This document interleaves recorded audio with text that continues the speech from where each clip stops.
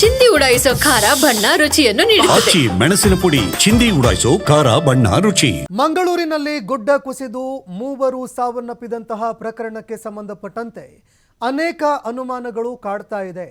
ಯಾಕಂದ್ರೆ ಈ ಗುಡ್ಡ ಕುಸಿಯೋದಕ್ಕೆ ಕಾರಣ ಏನು ಅನ್ನುವಂತಹ ಪ್ರಶ್ನೆ ಎಲ್ಲರನ್ನ ಸಹಜವಾಗಿ ಕಾಡ್ತಾ ಇತ್ತು. ಇದೇನು ಕುಟುಂಬಸ್ಥರ ಒಂದು ಗಮನಕ್ಕೆ ಬರಲಿಲ್ವಾ, ಏನು ಎತ್ತ ಅಂತ ಸಾಕಷ್ಟು ಪ್ರಶ್ನೆಗಳು ಕಾಡ್ತಾ ಇತ್ತು. ಇದೀಗ ಇವತ್ತು ಮೂವರ ಅಂತ್ಯಕ್ರಿಯೆ ನಡೆಯುತ್ತೆ ಅನ್ನುವಂತಹ ಮಾಹಿತಿ ಲಭ್ಯವಾಗ್ತಾ ಇದೆ.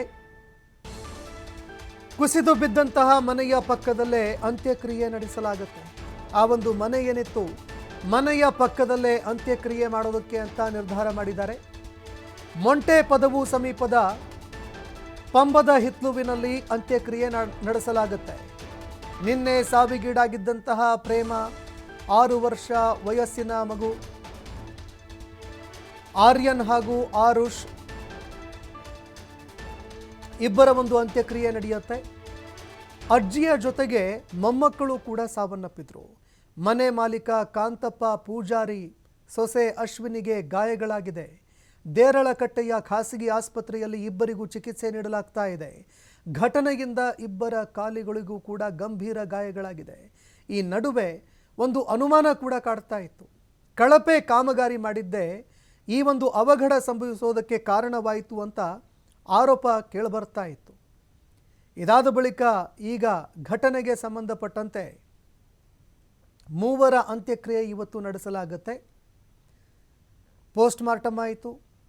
ಅದಾದ ಬಳಿಕ ಘಟನೆಗೆ ಸಂಬಂಧಪಟ್ಟಂತೆ ಏನು ಕಾರಣ ಆಯಿತು ಅದರ ಬಗ್ಗೆ ತನಿಖೆ ಆಗಬೇಕು ಅಂತ ತೀವ್ರ ಆಕ್ರೋಶ ಕೂಡ ವ್ಯಕ್ತವಾಗ್ತಾ ಇದೆ. ಒಂದು ಪ್ರಕರಣ ಕೂಡ ದಾಖಲಾಯಿತು ಇದಕ್ಕೆ ಸಂಬಂಧಪಟ್ಟಂತೆ. ಯಾವ ಅಧಿಕಾರಿಗಳು ಕಳಪೆ ಕಾಮಗಾರಿ ಮಾಡಿದ್ದಾರೆ, ಅದೇ ರೀತಿಯಾಗಿ ಅವೈಜ್ಞಾನಿಕವಾಗಿ ಕಾಮಗಾರಿ ಮಾಡಿದ್ದಾರೆ, ಅಂಥವರ ವಿರುದ್ಧವೂ ಕೂಡ ಕ್ರಮ ಆಗಬೇಕು ಅನ್ನುವಂತಹ ಒಂದು ಬೇಡಿಕೆ ಕೇಳಿಬರ್ತಾ ಇದೆ. ಈ ನಡುವೆ ಮೂವರು ಸಾವನ್ನಪ್ಪಿರುವಂತಹ ಘಟನೆಗೆ ಸಂಬಂಧಪಟ್ಟಂತೆ ಮೂವರ ಅಂತ್ಯಕ್ರಿಯೆ ಇವತ್ತು ನೆರವೇರಿಸಲಾಗುತ್ತೆ. ಇಬ್ಬರು ಮಕ್ಕಳು ಸೇರಿದಂತೆ ಓರ್ವ ವಯೋವೃದ್ಧೆ ಸಾವನ್ನಪ್ಪಿದ್ರು.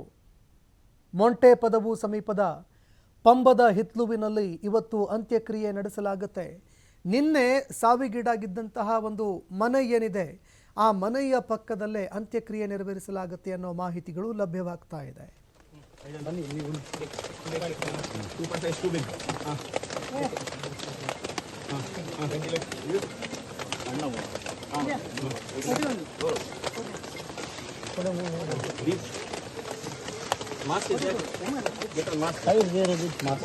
मास्क आदित्य